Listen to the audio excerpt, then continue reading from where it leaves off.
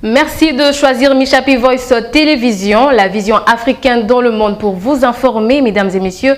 Bienvenue à cette grande édition du journal dont voici les principaux titres. Bonne nouvelle pour les Congolais, c'est officiel. Désormais, un nouveau passeport biométrique et sécurisé aux normes internationales sera livré aux citoyens congolais. La cérémonie de lancement a été faite ce jeudi par le chef de l'État Félix Tshisekedi. Et puis, interdiction formelle des quelques pays africains de fouler le sol américain par le président Donald Trump dans les pays voisins de Denis Sassou Nguesso du Congo-Brazzaville. 5 juin, journée mondiale de l'environnement, un thème spécial pour cette année 2025, mettre fin à la pollution, une occasion pour la RDC de prendre une décision qui convienne pour le bien-être de son pays. Vous suivrez l'intégralité dans ce journal. Encore une fois, très heureuse de vous retrouver pour vous informer, mesdames et messieurs. Ouvrons cette page d'actualité par le lancement officiel de l'obtention du nouveau passeport au Centre culturel de Kinshasa ce jeudi 5 juin 2025. Le président de la République, Félix-Antoine Tshisekedi, a reçu son nouveau passeport biométrique et sécurisé aux côtés de la ministre d'État aux Affaires étrangères. Suivez. Enchanté. Excellence, Monsieur le Président de la République. Je m'appelle M. Hilaire Bakunda Bundam. Chef des centres. Très bien. Vous pouvez vous asseoir. Oui.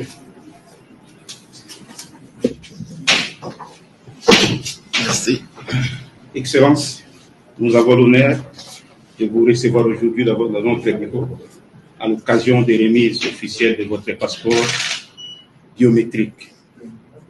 Avant de vous remettre le passeport, je me fais le devoir de vous expliquer les biais fondés de ce passeport en ce qui concerne la sécurité.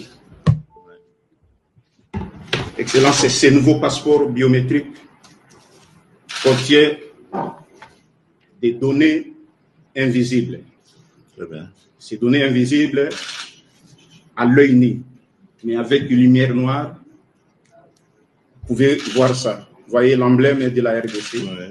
Et il y a le filigrane qui est ici, qui n'est pas visible à l'œil nu. C'est ça. Mais avec cette lumière noire, vous voyez, il y a le filigrane. Voilà. Et ce passeport est accompagné par Emmanuel. Ok. Et voilà, Excellence, au nom de son Excellence, Madame la ministre d'État, ministre des Affaires étrangères, je vous remets ce nouveau passeport biométrique. Merci beaucoup, monsieur. Merci. Un message de félicitations de la République du Togo à la RDC pour son élection au Conseil de sécurité des Nations Unies a été remis mercredi au président congolais par un émissaire de son homologue togolais, a reçu dans la soirée à la Cité de l'Union africaine à Kinshasa, capitale congolaise d'après la présidence congolaise. Regardez. Robert Doussi, ministre togolais des Affaires étrangères et émissaire du président de la République du Togo, était porteur d'un message de félicitations du président togolais destiné à son homologue congolais pour l'élection de la République démocratique du Congo au Conseil de sécurité des Nations Unies comme membre non permanent pour l'exercice 2026-2027. Il y a un mois, le président Tshisekedi avait reçu le même émissaire du président togolais et médiateur désigné de l'Union africaine dans les conflits entre la RDC et le Rwanda. Cette fois-là, le mobile était de faire part au chef de l'État congolais des démarches entreprises par son homologue togolais depuis sa prise de fonction en tant que nouveau médiateur de la crise. La RDC a été élue membre non permanent du Conseil de sécurité des Nations Unies pour la période 2026-2027. Aussitôt les résultats publiés, des messages de félicitations se sont multipliés venant notamment des pays amis à la RDC et des personnalités politiques. C'est le cas du ministre d'État et député fédéral belge André Flao qui a salué la double victoire diplomatique du président Félix Tshisekedi au Conseil de sécurité. Et puis toujours dans le même chapitre, l'élection de la RDC comme membre non permanent du Conseil de sécurité de l'ONU a été saluée par le président de la Chambre basse du Parlement qui la considère comme une avancée diplomatique majeure d'après Vital Kamerhe. Cette élection permettra à la RDC de porter haut sa voix pour la paix sur la scène internationale. On l'écoute dans cet extrait choisi par Christian Chibaka. Donc en effet, la République démocratique du Congo a été élue avec brio, membre non permanent du Conseil de sécurité. Sur 187 pays qui ont pris part au vote, 183 ont voté pour la République démocratique du Congo. C'est une forme de réparation morale uniquement et psychologique. Ceci démontre bien que notre cause est noble. Deuxième bonne nouvelle, la République démocratique du Congo a été élue vice-président du comité des droits de l'homme. Ça aussi, c'est une bonne nouvelle, n'est-ce pas? La République démocratique du Congo, oui, vient de faire la remontada. Après le programme avec le fonds, vient de bénéficier de la Banque mondiale d'un montant de 1 milliard de dollars américains. Ça aussi, ça mérite d'être salué. Féliciter Madame la Première ministre, les ministres d'État au budget et les ministres des Finances. Et en même temps, remercier la Banque mondiale, puisque nous avons besoin de moyens à ce moment pour faire face à la guerre et continuer en même temps à tenir le pays au niveau du social et au niveau des investissements. Je voudrais que chacun de nous intériorise que ça, c'est un canal que nous venons d'avoir, mais nous devons vraiment travailler. Pas dormir, travailler au niveau du gouvernement, au niveau de la diplomatie parlementaire. Travailler pas pour enterrer les autres pays, non. Pour faire entendre la cause de la République démocratique du Congo, pour faire entendre la cause de l'Afrique d'une manière générale et la cause de l'humanité, puisque la justice, la paix, la sécurité sont des valeurs universelles qui concernent chaque être humain sur cette planète que nous partageons en commun. Et puis, autre actualité, dans un communiqué rendu public ce mercredi 4 juin, le parti officiel Elan d'Adolphe Muzito salue la position prise par Martin Fayulu en faveur de l'unité nationale et l'initiative à rejoindre pleinement la lutte contre la balkanisation de la RDC. Christian Chibaka pour le commentaire. Face à ce qu'il qualifie de situation politique alarmante, le parti d'Adolphe Muzito rappelle que la RDC est confrontée à des tentatives persistantes de fragmentation. Nous saluons la position de l'un de nos compatriotes, Martin Fayulu, qui vient à son tour de rallier la voix des nationalistes. Cette voix consiste à surpasser nos égos pour préserver le pays de l'occupation étrangère et surtout du projet machiavélique de nos ennemis, rapporte le communiqué signé par Blanchard Mongomba, secrétaire général. Nouvel Élan appelle ainsi un sursaut collectif et invite le chef de l'État à ouvrir davantage les dialogues. Nous invitons le chef de l'État à ouvrir une fois de plus ses portes pour accueillir les compatriotes de tous bords qui veulent apporter leur soutien afin de sortir définitivement le pays de cette situation d'instabilité, dit-on dans ses communiqués. Par ailleurs, le Nouvel Élan réaffirme sa disposition à contribuer à la défense de l'intégrité territoriale du pays. Et puis, je l'ai annoncé tantôt dans le sommaire, le président américain Donald Trump a signé mercredi 4 juin un décret pour interdire l'entrée aux États-Unis aux ressortissants de 12 pays, dont plusieurs États africains, à partir du lundi 9 juin prochain. Suivez. I directed the Secretary of State to perform a security review of high-risk regions. C'est le retour du travel ban. Donald Trump a interdit aux ressortissants de 12 pays l'entrée aux États-Unis pour protéger le pays des terroristes étrangers, selon un document publié mercredi 4 juin par la Maison-Blanche. Un travel ban qui rappelle son premier mandat et qui l'a justifié par la récente attaque dans le Colorado.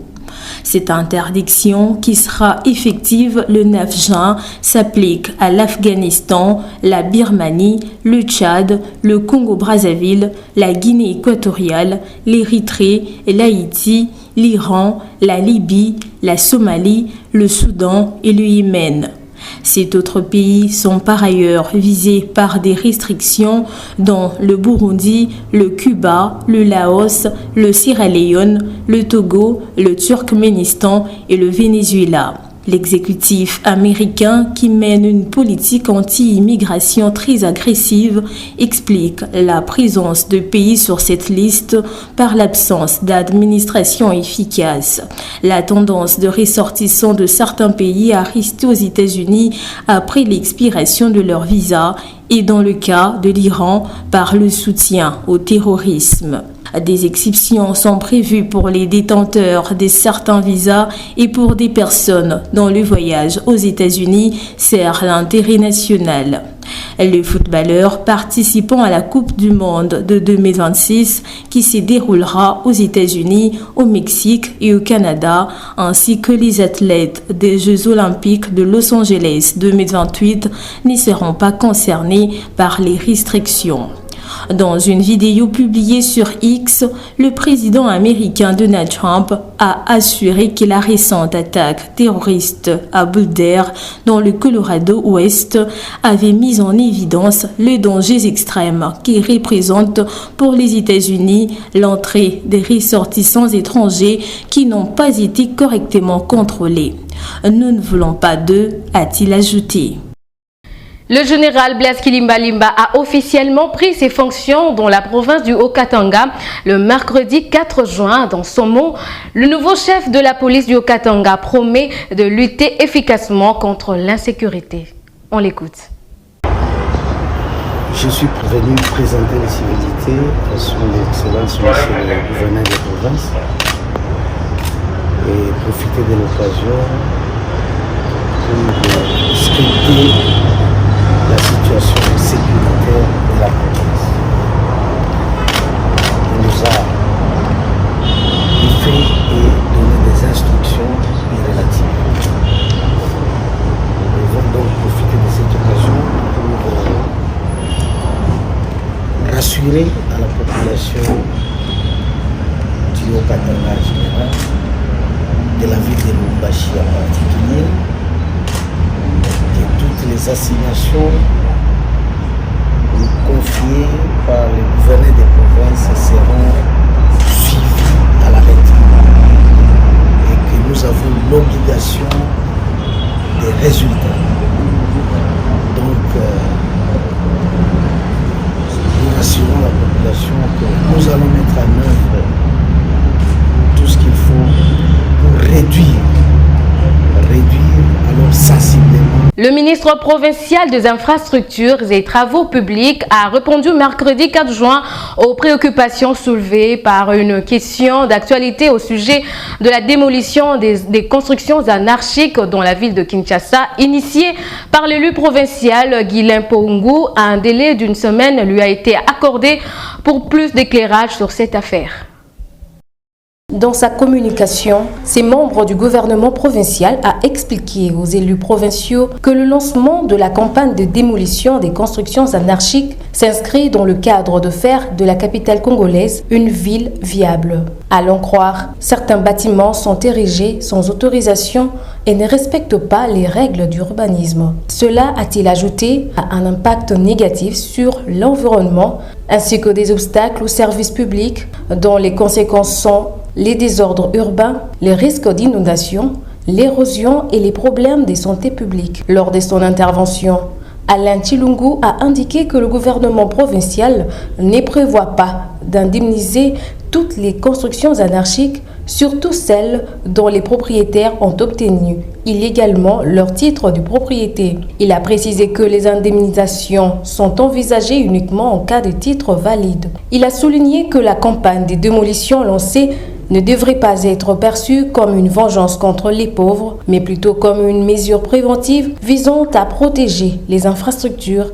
et emprises publiques. Le ministre provincial des infrastructures et travaux publics a également révélé aux députés provinciaux que la cartographie des zones à démolir est établie sur la base des propriétés et de l'urgence pour assurer la fluidité de la circulation, et ce, après consultation de services des affaires foncières et de l'urbanisme. Et puis, mauvaise nouvelle pour les parieurs, un centre de Winner a pris feu à Matadi-Kibala dans la commune de Mongafula. Cet incendie s'est déclaré tôt dans la matinée de ce jeudi 5 juin. Les flammes se sont rapidement propagées, sémant la panique dans les environs. Les causes de l'incendie restent pour l'instant inconnues.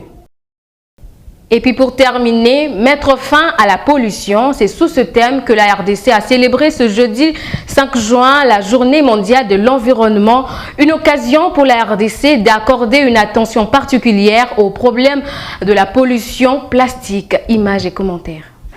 La pollution plastique est devenue un problème environnemental majeur en République démocratique du Congo. Les déchets plastiques s'accumulent dans les rues, les rivières et les décharges, causant des dommages à l'environnement, à la santé humaine et à l'économie. La production de déchets plastiques a augmenté de façon exponentielle. Les déchets plastiques sont devenus un véritable problème de santé publique. Les plastiques à usage unique tels que le sac et poubelles sont particulièrement de problématiques en raison de leur courte durée de vie et de leur persistance dans l'environnement. Pour la Journée mondiale de l'environnement 2025, un appel à l'action collective a été lancé pour lutter contre la pollution plastique en RDC. Cela inclut notamment la sensibilisation et l'éducation pour informer le public sur les dangers de la pollution plastique et encourager de comportements responsables comme le tri de déchets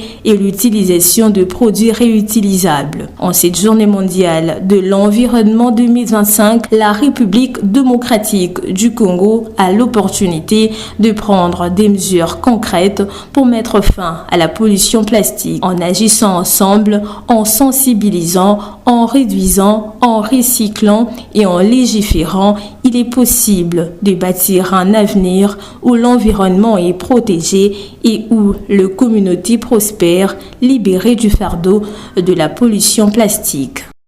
Voilà, mesdames et messieurs, cette session d'information tend à sa fin. Mais avant de nous séparer, rappel au titre. Bonne nouvelle pour les Congolais, c'est officiel. Désormais, un nouveau passeport biométrique et sécurisé aux normes internationales sera livré aux citoyens congolais. La cérémonie a été lancée ce jeudi par le chef de l'État Félix Antoine Tshisekedi. Et puis, interdiction formelle des quelques pays africains de fouler le sol américain par le président Donald Trump dans le pays voisin de Denis Sassou Nguesso du Congo-Brazzaville. 5 juin, journée mondiale de l'environnement, un thème spécial pour cette année 2025. Mettre fin à la pollution, une occasion pour la République démocratique du Congo de prendre une décision qui convienne pour le bien-être de son pays. Vous l'avez suivi également dans ce journal. Voilà, c'est ici que nous mettons un point final à cette grande édition du journal qui a connu la participation de Christian Chibaka, Maurice Moli, la précieuse Pétou, sur la coordination de Bénédicte Anakassala. Quant à moi, je vous dis, portez-vous bien. Bonne soirée chez vous. L'information continue sur Michapi Voice Télévision, la vision africaine dans le monde.